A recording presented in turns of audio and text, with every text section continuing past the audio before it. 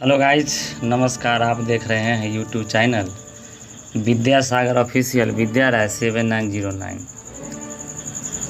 ये आज फिर आपको पढ़ा रहे हैं ट्रांसलेशन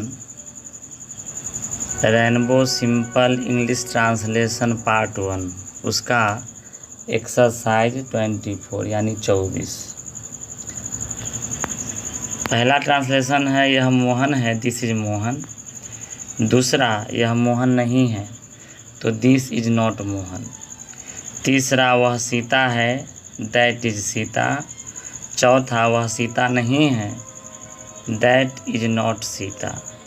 पाँचवा, यह चाय है, दिस इज टी। छठा, यह चाय नहीं है, दिस इज नॉट टी। सातवां है, वह मक्खन है, दैट इज बटर। आठवां, वह मक्खन नहीं है, that is not butter. Number 9, वह बालू है, दैट इज सैंड। नंबर 10, वह बालू नहीं है, दैट इज नॉट सैंड। 11 में है, वह कुत्ता है, दैट इज अ डॉग। 12 में, वह कुत्ता नहीं है, that is not a dog. 13, वह गधा है, दैट इज एन एस। 14, वह गधा नहीं है, that is not an S. 15, वह हाथी है, दैट इज एन एलिफेंट। 16, वह हाथी नहीं है, that is not an elephant. 17, यह बच्चा है, दिस इज अ चाइल्ड। 18, यह बच्चा नहीं है, this is not a child. याद रखिएगा, दिस का प्रयोग नज़दीक के एक वस्तु के लिए करते हैं और दैट का प्रयोग दूर की एक वस्तु के लिए करते हैं। मतलब समझे कि नहीं? फिर समझिए। सिंगुलर नाउन को नाउन सिंगुलर नाउन एक वचन में, यानी सिंगुलर नाउन एक वचन। अगर नाउन है सिंगुलर में एक वचन, थर्ड पर्सन है, तो वहाँ दैट का प्रयोग होगा नज़दीक दूर के लिए, और अगर नज़दीक में है तो दिस का प्रयोग होगा। मतलब सीधा सीधी यह समझिए कि दूर की एक वस्तु के लिए दैट का प्रयोग और नज़दीक के एक वस्तु या कोई जंतु के लिए दिस का प्रयोग। जैसे बिलाई को भगाते हैं तो क्या कहते हैं? दैट। तो वही दैट है, मतलब दूर भगा रहे हैं। तो याद रखिएगा, दूर के लिए दैट और नज़दीक के लिए दिस। अब इसका बी है, बी में देखिएगा 19 नंबर, ये अंडे हैं, तो दीज आर एग्स। 20 नंबर, ये अंडे नहीं है, तो दीज आर नॉट एग्स। अब यहाँ देखिए, एक से अधिक वस्तु यानी प्लुरल अगर नज़दीक की वस्तु है तो दीज होगा और दूर की वस्तु है तो दोज होगा। तो ये अंडे नहीं है, दीज आर नॉट एग्स। 21 में देखिए, बे गायें हैं, दोज आर काउज। 22, बे गायें नहीं हैं, दोज आर नॉट काउज। 23 में है, ये बिल्लियां हैं, तो दीज आर कैट्स। 24, ये बिल्लियां नहीं हैं, तो दीज आर नॉट कैट्स। 25, बे टोपियाँ हैं, दोज आर कैप्स। 26, बे टोपियाँ नहीं हैं, दोज आर नॉट कैप्स। और 27, ये आँखें हैं, दीज आर आइज। और 28, ये आँखें नहीं हैं, दीज आर नॉट आइज। इस तरीके से आप देख लिए 24 में दिस, दैट, दीज और दोज का प्रयोग किया गया है। एक बार फिर समझ लीजिए, नज़दीक के वस्तु या जीव के लिए दिस, दूर के लिए दैट, और नज़दीक के सिंगुलर नाउन के लिए। अब शुरू करते हैं एक्सरसाइज 25। यह भी है rainbow simple English translation part 1 का।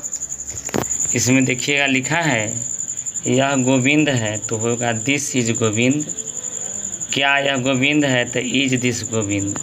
तीसरा है, वह सीता है, दैट इज सीता। और चौथा, क्या वह सीता है, तो इज दैट सीता। नंबर 5, यह सोना है, तो दिस इज गोल्ड। नंबर 6, क्या यह सोना है, इज दिस गोल्ड। यहाँ गलती लिखा गया है, दिस होना चाहिए क्योंकि यह है। रुकिए मैं इसको अभी ठीक कर देता हूँ, आप लाइन पर रहिएगा।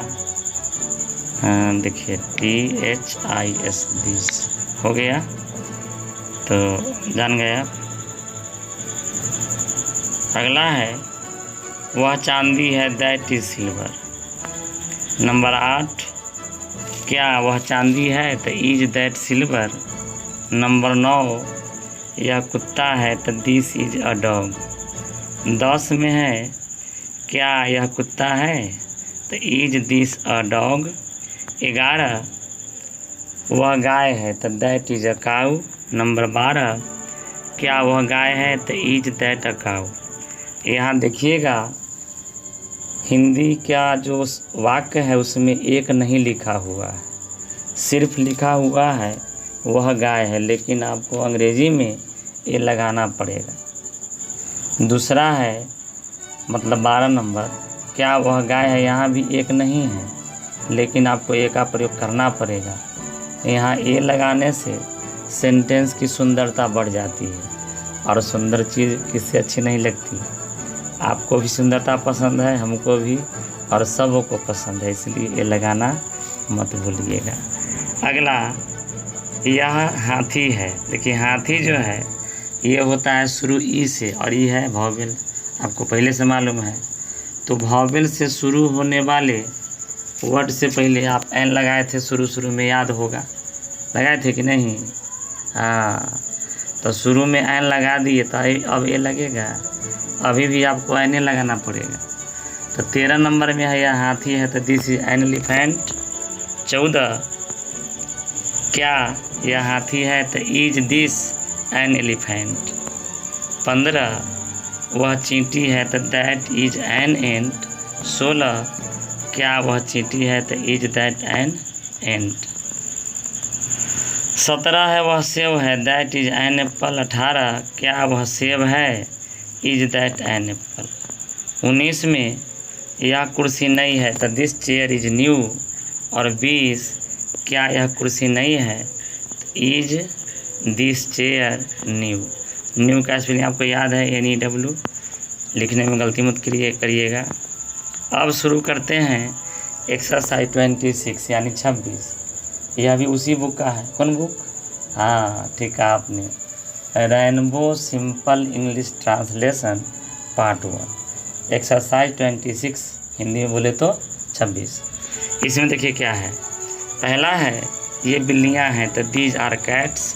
दूसरा, क्या ये बिल्लियाँ हैं, तो आर दीज कैट्स। इसमें लगेगा नोट ऑफ इंट्रोगेशन यानी प्रश्नवाचक चिन्ह। 3 है, ये गधे हैं, दीज आर एसेज। चौथा, क्या ये गधे हैं, तो आर दीज एसेज। 5वां, ये बैल हैं, दीज आर ऑक्सेन। 6ठा, क्या ये बैल हैं, आर दीज ऑक्सेन। 7वां, बे अंडे हैं, दोज आर एग्स। 8वां, क्या बे अंडे हैं, तो आर दोज एग्स। 9वां, बे सेब है, तो दोज आर एप्पल्स। 10वां, क्या बे सेब है, तो आर दोज एप्पल्स। 11 नंबर में है, बे घोड़े हैं, तो दोज आर हॉर्सेज। और 12, क्या बे घोड़े हैं, तो आर दोज हॉर्सेज। 13, बे लड़के हैं, दोज आर बॉयज। 14, क्या बे लड़के हैं, तो आर दोज बॉयज। 15, ये बच्चे हैं, दीज आर चिल्ड्रेन। 16, क्या ये बच्चे हैं, तो आर दीज चिल्ड्रेन। 17, ये नारंगियां हैं, दीज आर ऑरेंजेज। 18, क्या ये नारंगियां हैं, तो आर दीज ऑरेंजेज। अब यहाँ देखिए गलती हो गया है, क्या समझिएगा, यहाँ नारंगिया होना चाहिए। देखिए मैं आपको बताता हूँ, नारंगिया।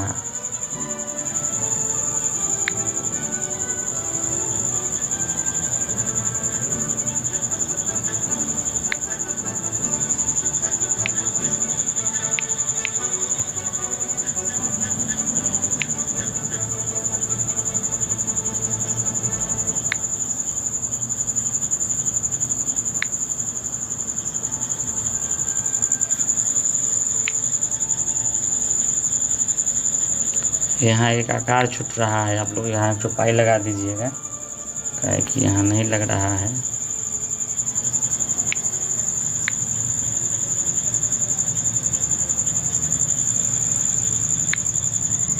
नारंगिया होगा।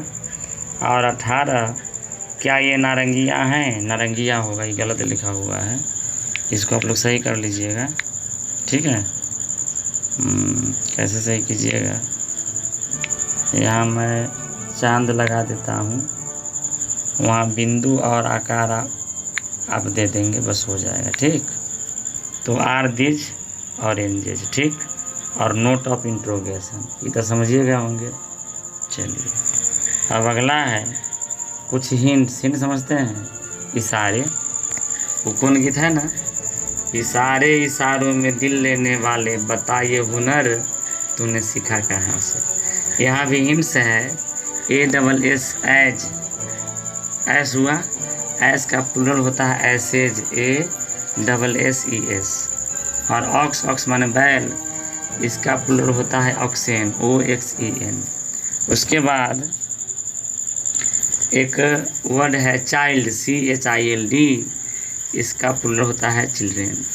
तो उम्मीद है आपको ये वीडियो अच्छा लगा है, और तो लाइक तो बनता है, अगर आपको पसंद नहीं है तो डिसलाइक कर दीजिए, क्या करिएगा।